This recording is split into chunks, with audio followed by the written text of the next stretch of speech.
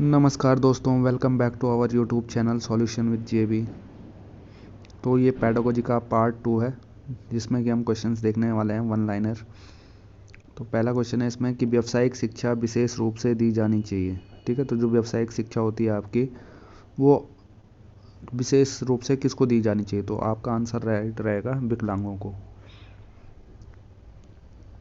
Next question है, किस मनोवैज्ञानिक ने सर्वप्रथम व्यक्तित्व भिन्नता की धारणा को प्रस्तुत किया है? ठीक है, जो व्यक्तित्व भिन्नता होती है, इसको सबसे पहले प्रेजेंट जो किया है वो आपके गॉल्टन वैज्ञानिक ने किया है।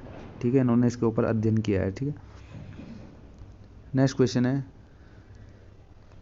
व्यक्ति मापन की प्रक्षेपी विधि है। व्यक्ति मापन जो होता है उसमें जो प्रक्षेपी विधि होती है वो कौन सी विधि है आपकी? तो वो होती है रोसा परीक्षण। रोसा स्याही धब्बा परीक्षण आपने पढ़ा होगा, उसी को बोलते हैं प्रक्षेपी विधि। ठीक है, विकास का अर्थ है, विकास का जो अर्थ होता है एक्चुअल में वो होता है अभिप्रेरणा एवं अनुभव के फलस्वरूप होने वाले परिवर्तनों की श्रृंखला को। अभिप्रेरणा और अनुभव, एक्सपीरियंस भी होता है और मोटिवेशनल भी होता है। ठीक है, तो उनके फलस्वरूप होने वाले जो भी चेंजेस देखेंगे उसकी जो सीरीज होती है उसको ही हम क्या कहते हैं? विकास कहते हैं। ठीक है, मानव अभिवृद्धि से तात्पर्य है। मानव अभिवृद्धि, अगर हम वृद्धि की बात करते हैं तो वृद्धि में आपके मानव शरीर के आकार या भार या कार्य शक्तियों में जो भी वृद्धियाँ होती है उसी को हम मानव अभिवृद्धि कहते हैं। ठीक है, वृद्धि और विकास हैं, तो वृद्धि और विकास एक दूसरे के अपोजिट होते हैं। ठीक है, विकास उत्पाद है, तो विकास जो होता है वो अधिगम तथा परिपक्वता का विकास होता है। ठीक है, अधिगम जो भी हम लर्निंग में सीखते हैं, ठीक है, वो सब आपका क्या होता है? अधिगम का भी होता है और परिपक्वता का भी होता है विकास। ठीक है, नेक्स्ट देखते हैं इसमें आगे।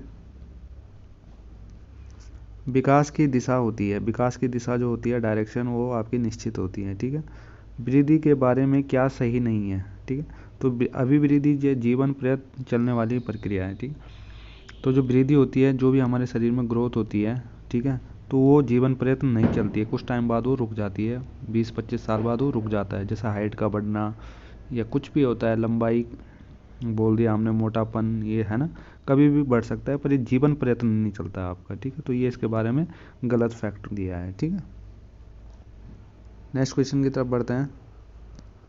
पाठ योजना से क्या अभिप्राय है? तो पाठ योजना आपका क्या होता है कि उन सभी बातों का विवरण तैयार करना होता है जिन्हें शिक्षक क्या करता है, कक्षा के अंदर एक निश्चित समय में पूरा करने की इच्छा रखता है। ठीक है, अगर कोई भी टॉपिक है उसको अगर पढ़ाना है या टीचर को कोई भी अगर टॉपिक पढ़ाना है तो उसके लिए क्या करना पड़ेगा? एक निश्चित समय में उसको पूरा करने की इच्छा शक्ति रखनी पड़ेगी। ठीक है, नेक्स्ट क्वेश्चन देखते हैं। आपके विचार से पाठ्यक्रम कैसा होना चाहिए? ऐसा हो जो विद्यार्थियों की आवश्यकता अनुसार बदला जा सके। ठीक है, पाठ्यक्रम कैसा होना चाहिए? लचीला होना चाहिए, मतलब विद्यार्थियों के अकॉर्डिंग ही उसको क्या करना चाहिए? बदला जा सके। ठीक है, टाइम टू टाइम। राष्ट्रीय पाठ्यचर्या रूपरेखा 2005, एनसीएफ की बात कर रहे हैं, 2005।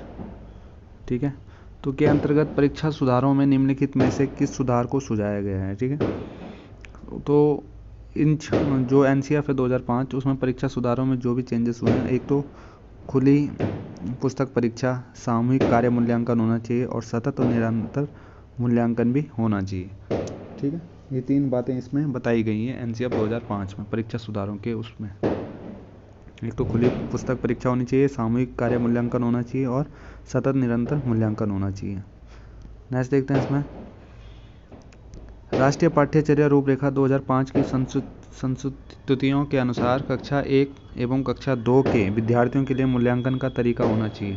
ठीक है, कक्षा 1 और कक्षा 2 के जो विद्यार्थी हैं उन विद्यार्थियों के लिए जो उनका मूल्यांकन होना चाहिए वो किस प्रकार होना चाहिए? तो एनसीएफ 2005 के अनुसार तो उनका जो मूल्यांकन होना चाहिए वो प्रेक्षण के आधार पर होना चाहिए। ठीक है, नेक्स्ट क्वेश्चन है, राष्ट्रीय पाठ्यचर्या की रूपरेखा 2005 के अनुसार गणित शिक्षण का मुख्य उद्देश्य है। तो गणित शिक्षण का मुख्य जो उद्देश्य होता है वो बालकों में तार्किक चिंतन और समस्या समाधान की योग्यता का विकास करता है। जो मैथ्स होती है आपकी, मैथ्स टीचिंग जो होती है, उसका जो मेन एम्स जो होता है वो होता है कि बालकों में क्या हो? तार्किक चिंतन करें और समस्या समाधान की योग्यता का विकास करना। नेक्स्ट क्वेश्चन है इसमें, राष्ट्रीय पाठ्यचर्या रूपरेखा 2005 में गुणवत्ता आयाम शीर्षक के अंतर्गत अत्यधिक महत्व दिया गया है। ठीक है, गुणवत्ता आयाम जो शीर्षक है उसके अंतर्गत अत्यधिक महत्व क्या दिया गया है कि बालकों के लिए संरक्षित अनुभव एवं पाठ्यक्रम सुधार को। ठीक है, ये चीज़ें होनी चाहिए, मतलब उसका संरक्षित अनुभव होना चाहिए और पाठ्यक्रम में सुधार होना चाहिए। ठीक है, नेक्स्ट क्वेश्चन है, राष्ट्रीय पाठ्यचर्या रूपरेखा 2005 में बातचीत की गई किस बारे में? ज्ञान क्या होना चाहिए? स्थायी होना चाहिए, वह दिया जाता है। ठीक है, और ज्ञान का विकास होता है और इसकी संरचना होती है, ये बात इसमें कही गई है 2005 में। ठीक है, मतलब एनसीएफ 2005 में ये बात बताई गई है। ठीक है, नेक्स्ट क्वेश्चन है, राष्ट्रीय पाठ्यचर्या रूपरेखा 2005 में निम्न में से किस परीक्षा संबंधी सुझाव को सुझाया गया है? ठीक है, तो 10वीं कक्षा की बोर्ड परीक्षा कैसी होनी चाहिए? आपकी ऐच्छिक होनी चाहिए। ठीक है, नेक्स्ट क्वेश्चन, दबाव को कम करने एवं परीक्षाओं में सफलता के लिए आवश्यक है कम अवधि की परीक्षाओं में अंतरण रखना। ठीक है, अगर आपको प्रेशर कम करना है विद्यार्थियों के लिए और आप चाहते हैं कि परीक्षाओं में सभी बच्चे क्या हों, सफलतापूर्वक पास हो जाएं, तो उसके लिए कम अवधि की परीक्षाओं में क्या करना चाहिए? अंतराल रखना चाहिए। कोई भी एग्ज़ाम है, हाई स्कूल का एग्ज़ाम हो रहा है तो उनके बीच में गैप होना चाहिए। जैसे मैथ्स का पेपर है अभी, तो फिर कल इंग्लिश का पेपर नहीं होना चाहिए, मतलब थोड़ा गैप, अगर टफ सब्जेक्ट है तो थोड़ा स्पेस होना चाहिए इनके बीच में। ठीक है, तो परीक्षाओं में अंतरण होना चाहिए कम अवधि की परीक्षाओं में। तो इतना ही है इस वीडियो में। तो आपको ये वीडियो अगर पसंद आया तो वीडियो को लाइक करें, चैनल को सब्सक्राइब करें, साथ ही साथ बेल आइकन जरूर प्रेस करें। जैसे ही हमारी कोई न्यू वीडियो आती है उसका नोटिफिकेशन सबसे पहले आपको देखने को मिलेगा। तो मिलता है नेक्स्ट वीडियो में। Thank you so much, love you to all.